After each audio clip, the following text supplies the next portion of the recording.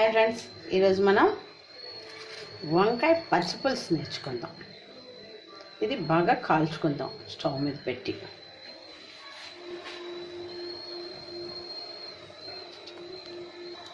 Stove వెలిగించి బాగా కాలాలి, నల్లగా కాల్చుకుందాం. నల్ల వంకాయ అయినా పర్లేదు, తెల్ల వంకాయ అయినా పర్లేదు, ఏదైనా పర్లేదు. సైజు కొంచెం పెద్దగా ఉంటే చాలా అన్నమాట. ఇంత సైజు ఉన్నాయనుకోండి, ఓ 2 వేసుకోండి, నలుగురికి అయితే అలా అన్నమాట. మనం చూసి చేసుకోవాలి. ఓ పక్కన చింతపండు నానబెట్టుకున్నాం. నేను తెల్ల వంకాయ కాల్చుకున్నాను అనమాట. ఇది కొంచెం కాలింది. నల్ల వంకాయలు ఉన్నాయనుకున్నాను, చూస్తే ఒక తెల్ల వంకాయ ఉంది, అందుకోసం తెల్ల వంకాయతో చేసేస్తున్నాను. బాగా కాలింది, ఆపేద్దాం స్టవ్. ఈ తొక్క తడి చేసుకుంటే ఇలా వచ్చేస్తుంది. కొంచెం ఇలా ఒలుచుకోవాలన్నమాట. దీన్ని ఇలా ఒలుచుకుందాం. చింతపండు కూడా గుజ్జు తీసి పక్కన పెట్టుకుందాం. ఇది వచ్చేసరి వంకాయ ఎంత ఒలిచేసుకున్నాను. ఇది పులుసేమో పిండుకున్నాను. ఇది తీసేద్దాం బయటికి. ఇప్పుడు దీంట్లో వేసేయాలి. తొక్క తీసుకున్నాం కదా, తొక్కతో దీన్ని వేసేయాలి. తొక్క తీసుకుని దాంట్లో వేసేయాలి. ఇప్పుడు దీన్ని బాగా మ్యాష్ చేసుకుందాం.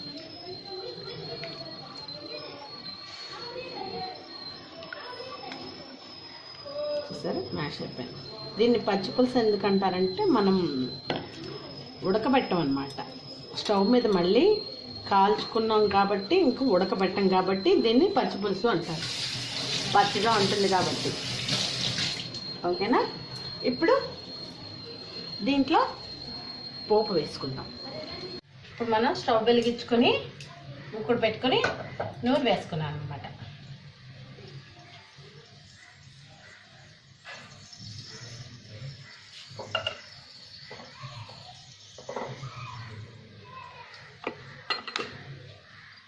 నూనె వేసుకున్నాక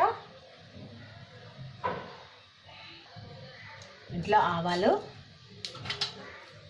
కొంచెం జీలకర్ర, ఓ మిరపకాయ వేసుకుని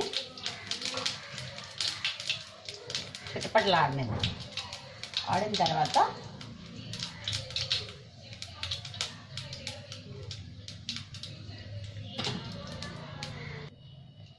ఓకేనా, తరిగి పెట్టుకున్న ఉల్లిపాయ, పచ్చిమిరపకాయ, కరివేపాకు 3 దీంట్లో వేసుకొని బాగా వేయించుకోవాలి.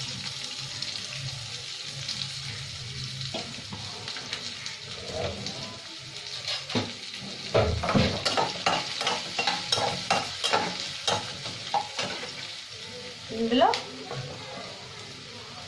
వేయించుకున్న దాన్ని దీంట్లో వేసుకోవాలన్నమాట.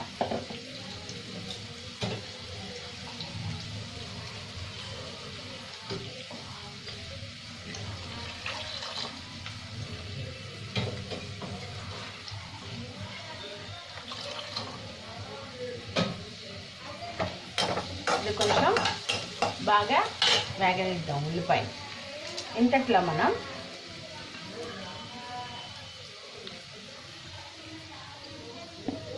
దీంట్లో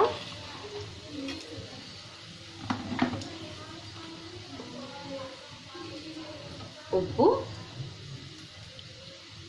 తగినంత, కొంచెం పసుపు,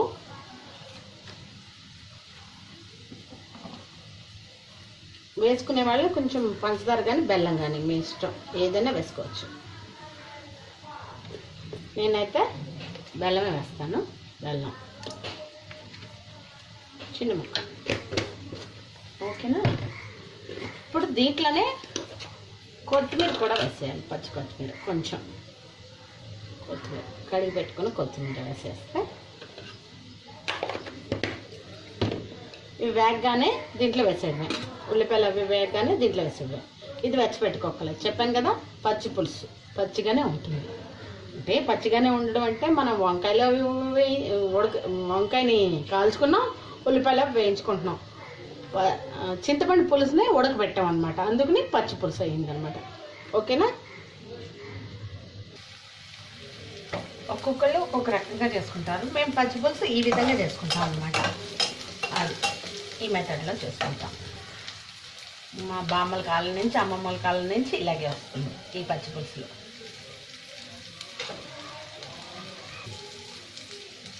చూసారా ఘాటు, పచ్చిమిరపకాయ ఘాటు కదా, ఇది బాగా వేగిపోయి ఇప్పుడు స్టవ్ ఆపేసాను. స్టవ్ ఆపేసి దీంట్లో వేసేసుకోండి.